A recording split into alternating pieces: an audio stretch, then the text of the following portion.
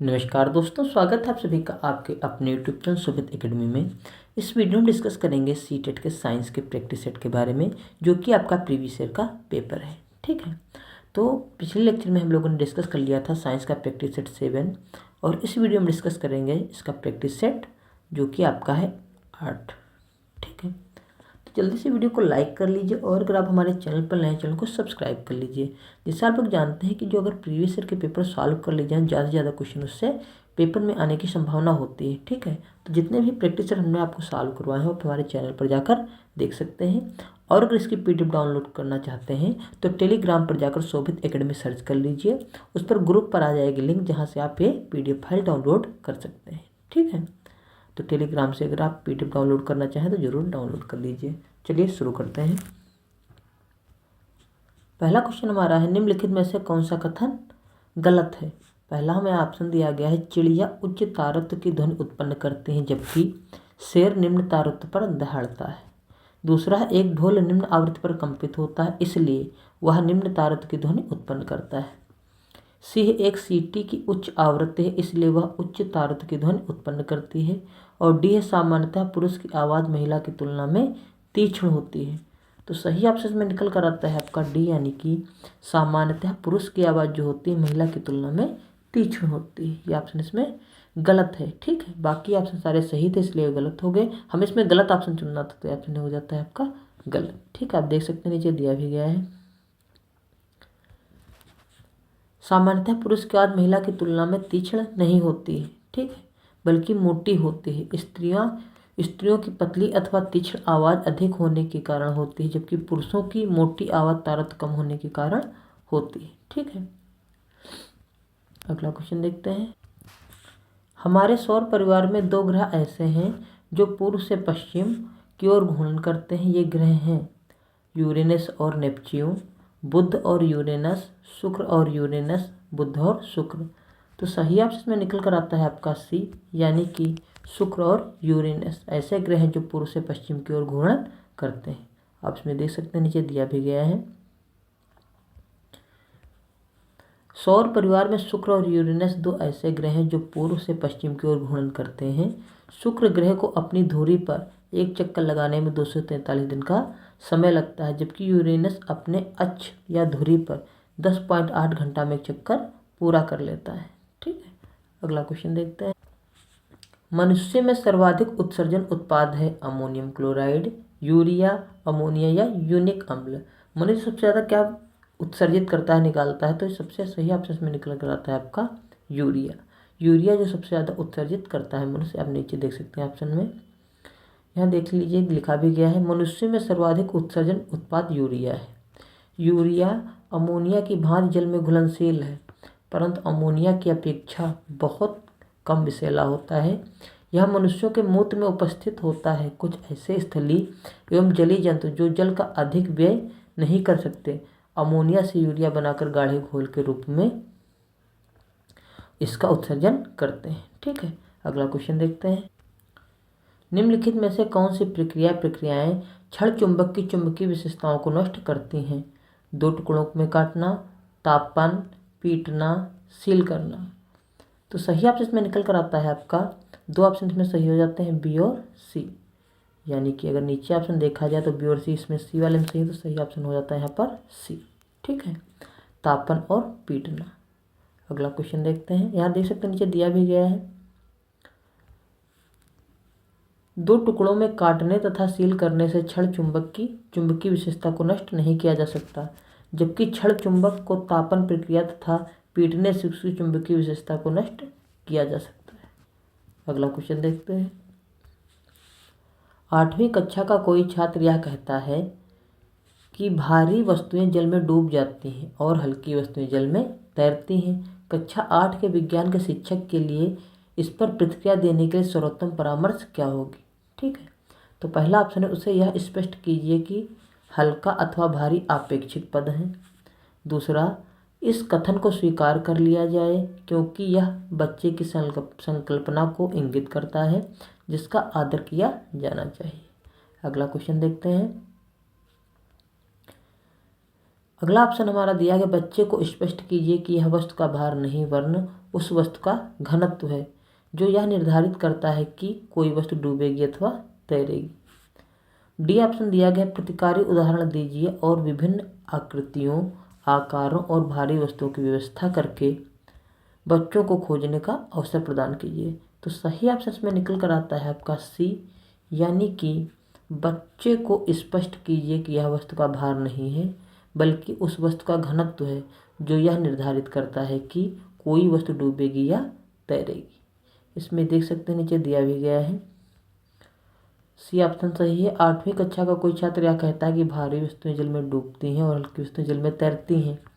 कक्षा 8 के विज्ञान के शिक्षक के लिए इस पर प्रतिक्रिया देने के लिए सर्वोत्तम परामर्श यह होगा कि बच्चों को स्पष्ट कीजिए कि वह वस्तु का भार नहीं वरन उस वस्तु का घनत्व है जो है निर्धारित करता है कि कोई वस्तु डूबेगी अथवा तैरेगी। जैसे हल्की कटोरी जल में तैरती रहती है जबकि कोई भारी वस्तु जल में डूब जाती है। अगला क्वेश्चन देखते हैं। नीचे दी गई कौन सी परिस्थिति विद्यार्थियों को ज्ञान की खोज के लिए सर्वोत्तम अवसर प्रदान करती है? पहला ऑप्शन दिया गया है इसमें, विद्यार्थियों को टीम शिक्षण द्वारा भोजन के अवयव विषय पर शिक्षा देना। विद्यार्थियों को पहले बीजों के अंकुरण का निर्देशन दिखाकर फिर विस्तार से व्याख्या की गई है। सी है विद्यार्थियों का बीजों के अंकुरण विषय पर योजनाबद्ध निर्देशन से परिष्कृत और विस्तृत सत्र में भाग लेना। और डी ऑप्शन दिया है विद्यार्थियों को अंकुरण से संबंध तथ्यों की प्रयोग के द्वारा खोज करने के लिए प्रोत्साहित करना। तो सही ऑप्शन में निकल कर आता है आपका डी, यानी कि विद्यार्थियों को अंकुरण से संबंधित तथ्यों के प्रयोग द्वारा खोज करने के लिए प्रोत्साहित करना। ठीक है, इसमें आप पढ़ भी सकते हैं, विद्यार्थियों को अंकुरण से संबंधित तथ्यों के प्रयोग द्वारा खोज करने के लिए प्रोत्साहित करना विद्यार्थियों को ज्ञान की खोज के लिए सर्वोत्तम अवसर प्रदान करती है, क्योंकि किसी कार्य को प्रायोगिक रूप से करके सीखने की शिक्षण विधि सबसे महत्वपूर्ण और ज्ञानवर्धक होती है। ठीक है, अगला क्वेश्चन देखते हैं। एक शिक्षक कक्षा में एक जली मोमबत्ती को मेज पर रखता है, उसके बाद एक जार से उसे ढक देता है। कुछ देर बाद मोमबत्ती बुझ जाती है। मोमबत्ती के जलने के लिए हवा आवश्यक है। मोमबत्ती को जलते रहने के लिए ऑक्सीजन चाहिए। हमें बताना है नीचे उपयुक्त तीनों कथनों में से कौन सा सही कथन है। पहला हमें दिया गया है सभी कथन अनुमान है, दूसरा दिया गया केवल कथन एक अवलोकन है, उसका दिया कथन एवं अवलोकन है, उसका तीसरा दिया सभी कथन अवलोकन है। ठीक है, तो इसमें सही ऑप्शन निकल कर आता है आपका पहला ए, यानी कि मोमबत्ती जब हम तक ढक देंगे तो ऑक्सीजन की कमी के कारण मोमबत्ती बुझ जाएगी, यानी कि बी ऑप्शन सही निकल कर आता है। केवल ए अवलोकन, इसमें ये अवलोकन सही हो जाता है। ठीक है, इसमें नीचे देख भी सकते हैं, लिखा भी गया है एक जली मोमबत्ती को मेज पर रखने पर जार से अगर ढक दें तो कुछ देर बाद मोमबत्ती बुझ जाती है, जिससे शिक्षार्थी यह अवलोकन करते हैं कि मोमबत्ती बुझ गई। ठीक है, अगला क्वेश्चन देखते हैं। नीचे दिए गए प्रश्नों में से कौन सा मुक्त अंत वाला प्रश्न है? ठीक, तो हमें दिया गया है बालू ढालू वक्र सड़कों पर फिसलने में से किस प्रकार रोकते हैं। फिर दिया गया है बी ऑप्शन केले के छिलके पर हम क्यों फिसल जाते हैं। सी दिया गया घर्षण बल ना हो तो क्या होगा। डी है किसी पीपे बैरल को समतल पृष्ठ पर सरकाने की तुलना में उसे लुढ़काना आसान होता है। सही ऑप्शन जिसमें निकल कर आता है आपका सी, यदि घर्षण बल ना हो तो क्या होगा। ये मुक्त अंत वाला क्वेश्चन है। ठीक, यहाँ नीचे देख सकते हैं, लिखा भी गया है ऐसे प्रश्न जिनका कोई निश्चित उत्तर नहीं होता है, जिनका कोई एक से ज़्यादा इसके उत्तर हो तथा जिसमें चिंतन तर्क एवं कल्पना की प्रधानता होती है, मुक्त अंत प्रश्न कहलाते हैं। ठीक है, और देखिए इसमें लिखा भी गया नीचे यदि घर्षण बल ना हो तो क्या होगा। यह मुक्त अंत वाला प्रश्न है। यदि घर्षण ना हो तो हम केले के छिलके तथा बरसात में चिकनी सड़क पर फिसल जाते हैं। घर्षण बल के ना होने पर ब्रेक नहीं लगेंगे और गाड़ी के पहिए सड़कों पर फिसलने लगते हैं। घर्षण बल के कारण ही मनुष्यों का चलना फिरना उठना बैठना आदि संभव हो पाता है। ठीक, अगला क्वेश्चन देखते हैं। विज्ञान के नियमों और सिद्धांतों के विषय में निम्नलिखित में से कौन सा कथन सत्य है। पहला हमें ऑप्शन दिया गया सिद्धांत और नियम एक ही हैं, एक ही प्रकार करते हैं सिवाय इसके कि नियम सिद्धांतों का ही संक्षिप्त रूप होते हैं। बी दिया गया है नियम दृष्टिगोचर तथ्यों में संबंधों के साधारणीकरण वर्णन और सिद्धांत दृष्टिगोचर तथ्यों के स्पष्टीकरण। सी दिया गया है वैध ठहराए जाने वाले सिद्धांत ही नियम बन जाते हैं। और डी ऑप्शन दिया गया सिद्धांत केवल जीव विज्ञानों में मिलते हैं और नियम केवल भौतिक विज्ञानों में मिलते हैं। तो सही ऑप्शन में निकल कर आता है आपका बी, यानी कि नियम दृष्टिगोचर तथ्यों में संबंधों से साधारणीकृत वर्णन है और सिद्धांत दृष्टिगोचर तथ्यों के स्पष्टीकरण है। ये ऑप्शन आपका सही हो जाता है। यहाँ नीचे देख भी सकते हैं, लिखा गया है हमें, विज्ञान के नियमों और सिद्धांतों के विषय में यह कहा जाता है कि नियम दृष्टिगोचर तथ्यों में संबंधों के साधारणीकृत वर्णन है और सिद्धांत दृष्टिगोचर तथ्यों के स्पष्टीकरण है। ठीक, अगला क्वेश्चन देखते हैं। कोई विज्ञान शिक्षिका अपने छात्रों का विभिन्न प्रक्रमण कौशलों में मूल्यांकन करना चाहती है। छात्रों के विभिन्न प्रक्रमण कौशल्यों का मूल्यांकन करने के लिए नीचे दिए गए कौन सा साधन सर्वाधिक उपयुक्त होगा? पहला है कागज पेंसिल परीक्षण, दूसरा है साक्षात्कार, तीसरा है प्रश्नावली और डी है प्रेक्षण सूची। तो सही ऑप्शन में निकल कर आता है आपका डी, यानी कि प्रेक्षण सूची। यहाँ नीचे देख भी सकते हैं, लिखा गया है कोई विज्ञान शिक्षिका अपने छात्रा को विभिन्न प्रक्रमण कौशलों में मूल्यांकन कराना चाहती है। छात्रों के विभिन्न प्रक्रमण कौशलों का मूल्यांकन करने के लिए प्रेक्षण सूची साधन सर्वाधिक उपयुक्त होगा। अगला क्वेश्चन देखते हैं। निम्नलिखित में से विज्ञान शिक्षण का कौन सा लक्ष्य उच्च प्राथमिक स्तर पर नहीं होना चाहिए?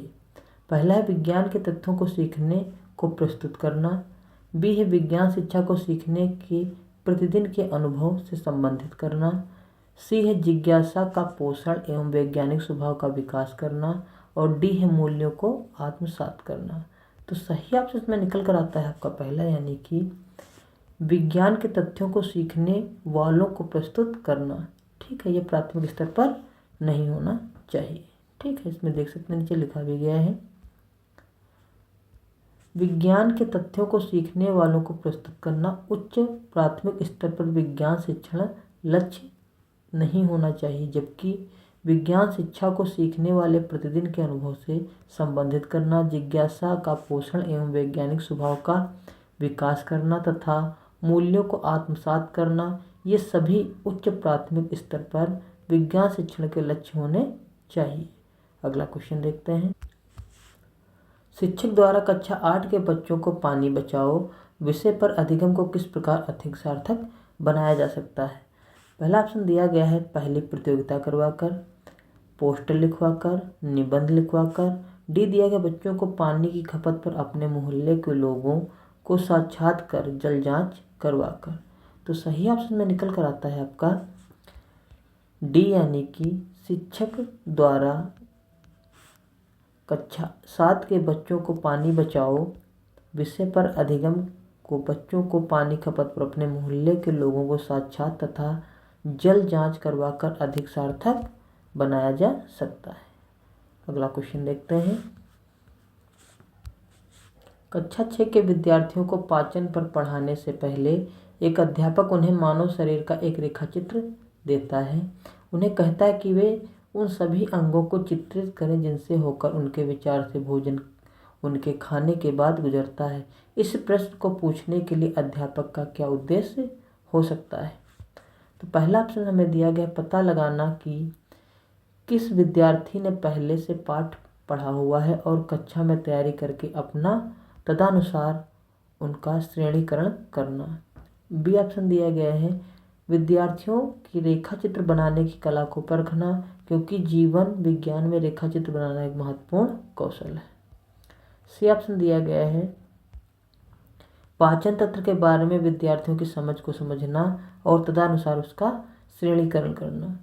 और डी ऑप्शन हमें दिया गया है मानव शरीर और पाचन के बारे में विद्यार्थियों के पूर्व विचारों की पड़ताल करना, ताकि भावी शिक्षण अधिगम सत्र को तदनुसार नियोजित किया जा सके। इसमें सही ऑप्शन आपका निकल कर आ जाता है डी। ठीक है, इसमें देख सकते हैं नीचे दिया भी गया है कक्षा 6 के विद्यार्थियों को पाचन पर पढ़ाने से पहले एक अध्यापक उन्हें मानव शरीर का एक रेखाचित्र देता है और उन्हें कहता है कि वे सभी अंगों को चित्रित करें जिनसे होकर उनके विचार से भोजन उनके बाद गुजरता है। इस प्रश्न को पूछने के लिए अध्यापक का यह उद्देश्य हो सकता है कि मानव शरीर और पाचन के बारे में विद्यार्थियों के पूर्व विचारों की पड़ताल करना, ताकि भावी शिक्षण अधिगम तंत्र को तदनुसार नियोजित किया जा सके। अगला क्वेश्चन देखते हैं। कक्षा 7 की एक अवधारणा धुआं ऊपर क्यों उठता है पर प्रभावशाली चर्चा के लिए एक विज्ञान शिक्षक को चर्चा के दौरान कम प्रश्न पूछने चाहिए, बच्चों को एक समान मंच देना चाहिए, बच्चों की रुचि बनाए रखने के लिए उनकी प्रतिक्रियाओं को स्वीकार करना चाहिए। डी है, चर्चा के अंत में बच्चों के विचारों का सारांश करते हुए आकलन करना चाहिए। तो इसमें ऑप्शन जो आपके सही हो जाते हैं, एक से ज़्यादा सही हो जाते हैं, यानी कि बी ऑप्शन भी सही हो जाएगा, सी भी सही हो जाएगा और डी भी ऑप्शन सही हो जाएगा। तो इसमें देख लेते हैं कि इसमें बी सी डी सही है। तो यहाँ देखेंगे सी ऑप्शन जो आपका सही निकल कर आता है, बी सी डी। यहाँ लिखा भी गया है धुआं ऊपर उठता है क्यों। इस विषय पर प्रभावशाली चर्चा के लिए विज्ञान शिक्षक को चाहिए कि सभी बच्चों को एक समान अवसर प्रदान करे, बच्चों को रुचि बनाए रखने के लिए उनकी प्रतिक्रियाओं को स्वीकार करना चाहिए तथा चर्चा के अंत में बच्चों के विचारों का सारांश करते हुए आकलन करना चाहिए। अगला क्वेश्चन देखते हैं। आपके पास दो परख नलियाँ ए और बी हैं। परख नली ए में हल्दी का पेस्ट भरा है जबकि परख नली बी में फिनाप्थलीन का जलीय विलयन भरा है। इन दोनों परख नलियों में तनु हाइड्रोक्लोरिक अम्ल की कुछ बूंदें डालने पर इनमें भरे पदार्थ प्रतीत होंगे, हमें बताना है। पहला है ए लाल रंग का दिखाई देगा जबकि बी रंगहीन दिखाई देगा। ए पीला रहेगा जबकि बी में गुलाबी दिखाई देगा। ए में पीला रहेगा जबकि बी में रंगहीन रहेगा। डी है, ए और बी दोनों लाल दिखाई देंगे। तो सही ऑप्शन में जो आपका निकल कर आता है वो सी निकल कर आता है, यानी कि ए में पीला रहेगा जबकि बी में रंगहीन रहेगा। ठीक, इसमें देख सकते हैं नीचे दिया भी गया है। हल्दी के पेस्ट से भरे परखनली ए तथा फिनाप्थलीन के जलीय विलयन से भरे परखनली बी में तनु हाइड्रोक्लोरिक अम्ल की कुछ बूंदें डालने पर परखनली ए पीला तथा परखनली बी रंगहीन दिखाई देगा। अगला क्वेश्चन देखते हैं। अनीता परखनली में सोडियम हाइड्रोक्साइड की ताज़ा विलयन तैयार करती है। वह उसमें एल्यूमिनियम की पन्नी का एक छोटा सा टुकड़ा डालती है और माचिस की जलती हुई तिल्ली परखनली के मुंह के पास लाती है। वह पाप की आवाज़ के साथ सुनती है। पाप की आवाज़ की उपस्थिति क्या संकेत करती है, हमें बताना है कि वह एक एल्युमिनियम गैस है, कि जल गैस है, कि ऑक्सीजन गैस या हाइड्रोजन गैस है। तो पप की आवाज़ की, इसलिए इसमें सही ऑप्शन निकल कर आएगा हाइड्रोजन गैस। ठीक है, इसमें देख सकते हैं नीचे दिया भी गया है, बी ऑप्शन सही है।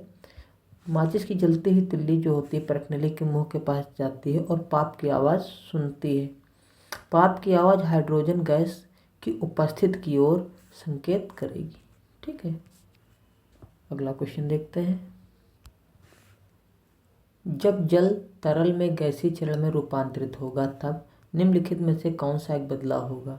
कणों के रंगों में बदलाव होगा, कणों के आकार में बदलाव होगा, कणों की संरचना में बदलाव होगा, कणों की दूरी में बदलाव होगा। सही ऑप्शन में निकल कर आता है आपका सी, कणों की संरचना में बदलाव होगा। यहाँ देख सकते हैं नीचे दिया भी गया है। तरल गैस से गैसीय चरण में रूपांतरित होता है तो कणों की संरचना में बदलाव होता है, जबकि कणों के रंग, आकार एवं कणों की दूरी में बदलाव नहीं होता है। अगला क्वेश्चन देखते हैं। निम्नलिखित में से किस ईंधन का ऊष्मीय मान सबसे अधिक है। हाइड्रोजन, कोयला, पेट्रोल या डीजल। सही ऑप्शन में निकल कर आता है आपका पहला हाइड्रोजन। ठीक है, इसका ऊष्मीय मान जो होता है सबसे अधिक होता है। नीचे आप देख भी सकते हैं। किसी ईंधन का ऊष्मीय मान ऊष्मा की वह मात्रा है जो उस ईंधन के 1 ग्राम वायु या ऑक्सीजन में पूर्णतः जलाने के पश्चात प्राप्त होती है। किसी भी अच्छे ईंधन का ऊष्मीय मान अधिक होना चाहिए। सभी ईंधनों में हाइड्रोजन का ऊष्मीय मान सबसे अधिक होता है, लेकिन इसका उपयोग घरेलू तथा औद्योगिक ईंधन के रूप में सामान्यतः नहीं किया जाता है, क्योंकि इसका सुरक्षित भंडारण करना बहुत कठिन होता है। इसका उपयोग अंतरिक्ष यानों में उच्च ताप उत्पन्न करने वाले ज्वलकों में किया जाता है। हाइड्रोजन को भविष्य का ईंधन कहा जाता है। अगला क्वेश्चन देखते हैं। कॉलम के जीवों का मिलान कॉलम में दिए गए उनके कार्य से करना है हमें। इधर जीव दिए, इधर उनके कार्य दिए गए हैं। तो पहला में दिया गया है कॉलम ए में लैक्टोबैसिलस। ठीक है, इसका हमें कार्य बताना है, तो इसका कार्य हो जाएगा हमारा चौथा, यानी कि इसका काम होता है दही का जमना। ठीक है, अगला हमसे कहा गया प्रोटोजोआ। प्रोटोजोआ का काम होता है मलेरिया फैलाना। ठीक है, अगला है राइजोबियम। राइजोबियम का काम होता है नाइट्रोजन का स्थिरीकरण। ठीक है, उसके बाद हमसे कहा गया विषाणु। विषाणु जो होते हैं एड्स फैलाते हैं। इस प्रकार इधर जीव हो गए, इधर उनके कार्य हो गए। यानी कि पहले वाले को हमने मिला है 4 से, यानी कि यहाँ पर आना चाहिए 4। उसके बाद हमने मिला है नंबर 2 को 3 से, यानी कि मलेरिया से मिलाया था। और नंबर 4 2 को मिलाया था मलेरिया से, और 3 को हम मिला देंगे 1 से, और इसी प्रकार 4 को मिला देंगे हम 2 से। 4 3 1 2 इसमें ऑप्शन जो होगा वो सही होगा। यहाँ नीचे देखेंगे 4 2 1 2 3 4, 4 3 2 1 यहाँ पर देख सकते हैं। तो सही ऑप्शन में बी निकल कर आता है। ठीक है, यहाँ नीचे देख सकते हैं, लिखा भी गया है। पहला लैक्टोबैसिलस दही का जमना, B protozoa malaria, rhizobium nitrogen का स्थिरीकरण, वायरस एड्स। ठीक है, उसके बाद नीचे यहाँ पर भी देख सकते हैं लिखा गया है लैक्टोबैसिलस नामक जीवाणु दूध में पाए जाने वाले केसिन नामक प्रोटीन की छोटी छोटी बूंदों को एकत्रित करके दही जमाने में प्रयोग किया जाता है। ठीक है, दूध को लैक्टोबैसिलस ब्लोकस के द्वारा 40 डिग्री सेंटीग्रेड पर जमाकर ईस्ट द्वारा आंशिक किण्वन कराया जाता है, तो पोषक पदार्थ दही प्राप्त हो जाता है। अब मलेरिया का काम होता है मलेरिया प्लाज्मोडियम फाल्सीफेरम नामक प्रोटोजोआ के कारण होता है। नाइट्रोजन स्थिरीकरण में राइजोबियम ल्यूगमिनोसेरम नामक जीवाणु भाग लेते हैं। ये जीवाणु वायुमंडल की स्वतंत्र नाइट्रोजन को नाइट्रोजन यौगिक में बदल देते हैं। ठीक है, एड्स HIV वायरस के कारण होता है। अगला क्वेश्चन देखते हैं। निम्नलिखित में सही कथन चुनिए। केवल पत्तियों में ही प्रकाश संश्लेषण होता है। सभी रंगों की पत्तियां प्रकाश संश्लेषण करती हैं। पौधे क्लोरोफिल के अनुपस्थित में प्रकाश संश्लेषण कर सकते हैं। केवल हरी पत्तियों वाले पौधे में ही प्रकाश संश्लेषण होता है। तो सही ऑप्शन में निकल कर आता है आपका डी, यानी कि केवल हरी पत्तियों वाले पौधे में ही प्रकाश संश्लेषण होता है, या वे कर सकते हैं। इसमें देख सकते हैं नीचे लिखा भी गया है प्रकाश संश्लेषण की क्रिया केवल हरी पत्तियों वाले पौधों में होता है, जिसमें पौधे के हरे भाग सौर ऊर्जा को ग्रहण करके वायुमंडल से ली गई कार्बन डाइऑक्साइड तथा भूमि से अवशोषित जल के द्वारा कार्बोहाइड्रेट का निर्माण करते हैं। इस प्रक्रिया में ऑक्सीजन एवं जल सहायक उत्पादक के रूप में निष्कासित होते हैं। पौधे में होने वाली यह क्रिया हरित लवक या पर्णहरित में उपस्थित में संपन्न होती है। यहाँ पर देख सकते हैं प्रकाश संश्लेषण के समीकरण होती है 6CO2 + 12H2O। साथ में सूर्य का प्रकाश होना चाहिए, हरित लवक होना चाहिए। फिर इधर बन जाता है ग्लूकोज C6H12O6 + 6O2 + 6H2। ठीक है, अगला क्वेश्चन देखते हैं। रीमा अपनी दोस्त को बताती है कि भिंडी एक फल। उसकी दोस्त सहाना उससे असहमत है। निम्नलिखित में से कौन कथन सत्य होगा? ठीक है, भिंडी में बीज होते हैं इसलिए वह एक सब्जी है।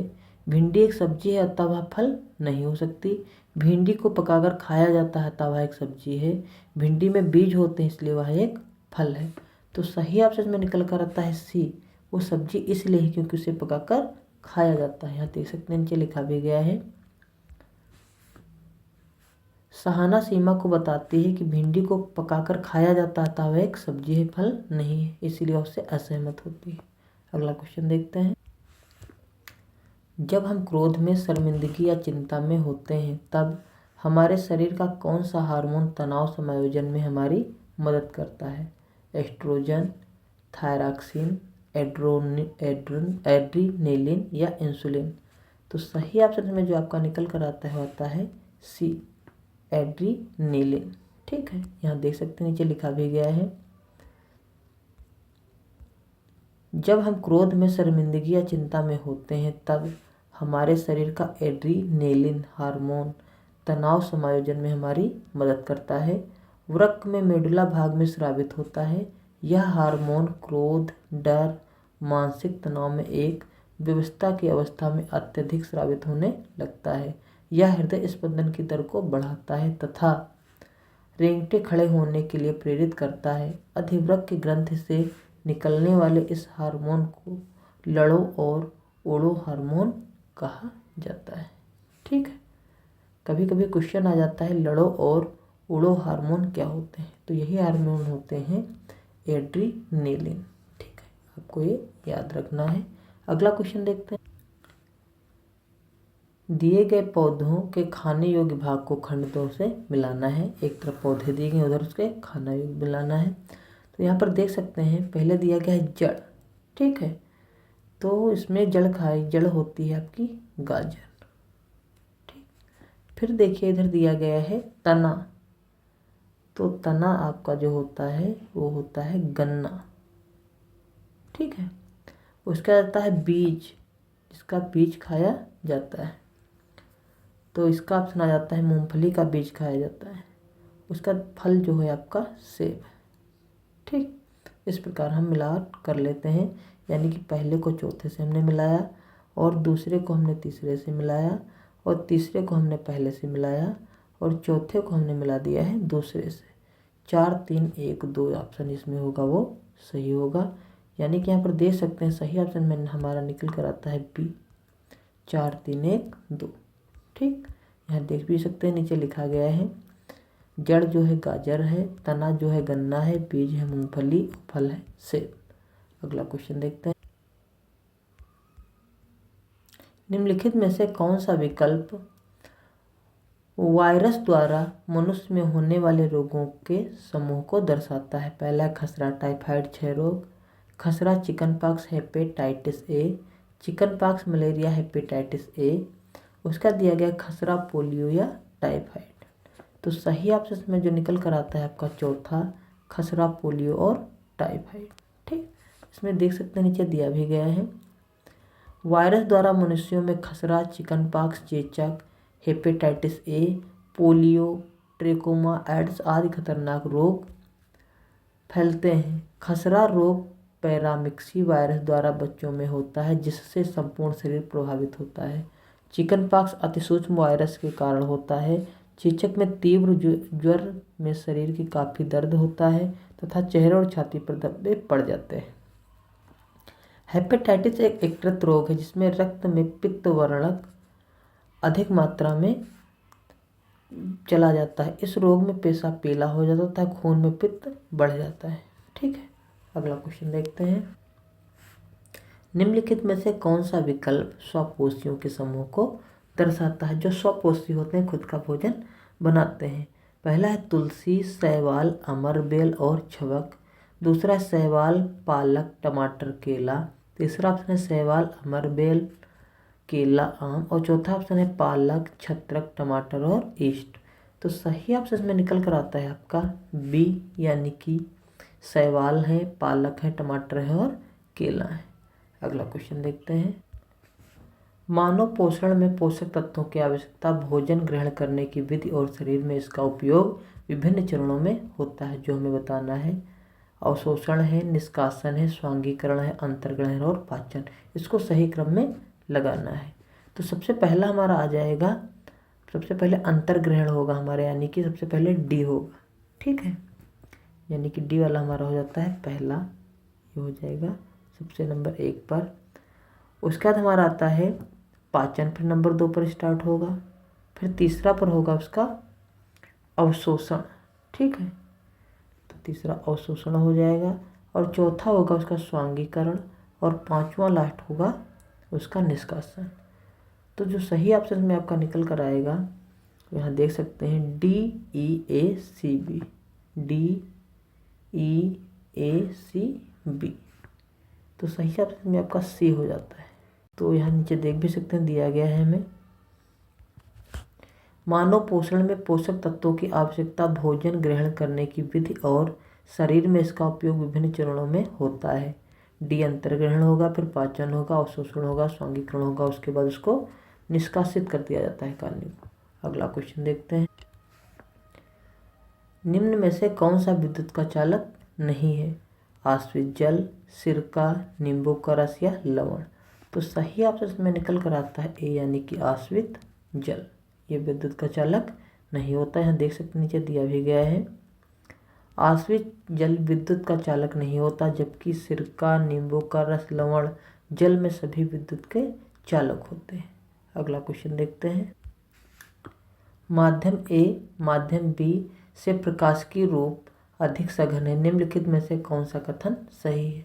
पहला है तुलना नहीं की जा सकती, दूसरा है माध्यम बी की अपेक्षा माध्यम ए में प्रकाश की गति अधिक है, उसके बाद हमें दिया गया है माध्यम बी की अपेक्षा माध्यम ए में प्रकाश की गति अधिक है, और डी ऑप्शन है माध्यम ए और बी दोनों में प्रकाश की गति समान है।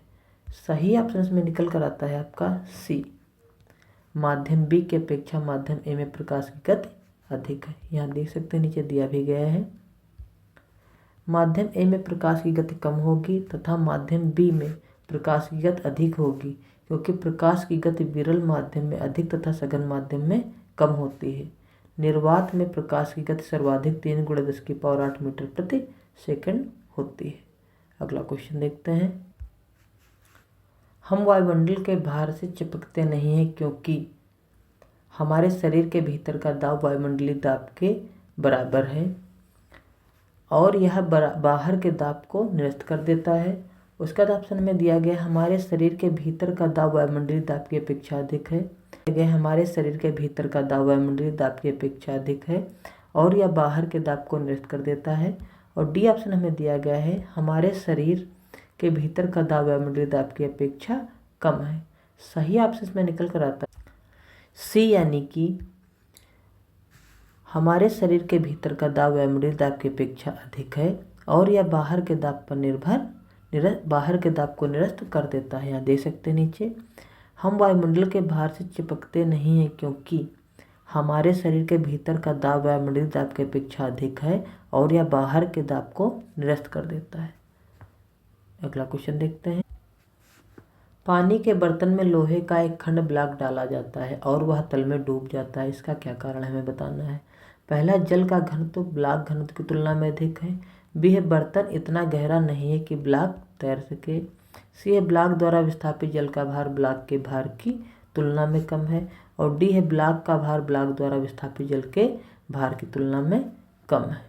तो सही ऑप्शन में जो आपका निकल कर आता है वो निकल कर आता है सी, यानी कि ब्लॉक द्वारा विस्थापित जल का भार ब्लॉक के भार की तुलना में कम है। यहाँ देख सकते हैं नीचे दिया भी गया है, पानी के बर्तन में लोहे का एक खंड ब्लॉक में डाला जाता है और वह तल में डूब जाता है क्योंकि ब्लॉक द्वारा विस्थापित जल का भार ब्लॉक के भार की तुलना में कम है। ठीक है, तो ये हमारा आखिरी क्वेश्चन था। इस प्रकार 30 क्वेश्चन जो आपके इस प्रैक्टिस सेट में आते हैं वो कंप्लीट हो जाते हैं और पेपर आपका ये जो था ये प्रीवियस ईयर का पेपर था। ठीक, अगर आप लोग इसकी PDF डाउनलोड करना चाहते हैं तो हमने आपको बता दिया, आप हमारे टेलीग्राम पर जाएंगे, वहाँ पर सर्च करेंगे शोभित एकेडमी। ठीक है, जहाँ पर आपको हमारे ग्रुप का लिंक मिल जाएगा जहाँ से आप PDF आसानी से डाउनलोड कर सकते हैं। ठीक है, अगर वीडियो अच्छा लगा हो तो वीडियो को लाइक कर दीजिए और चैनल पर अगर पहली बार है चैनल को सब्सक्राइब कर दीजिए। वीडियो देखने के लिए बहुत बहुत धन्यवाद। Thank you very much.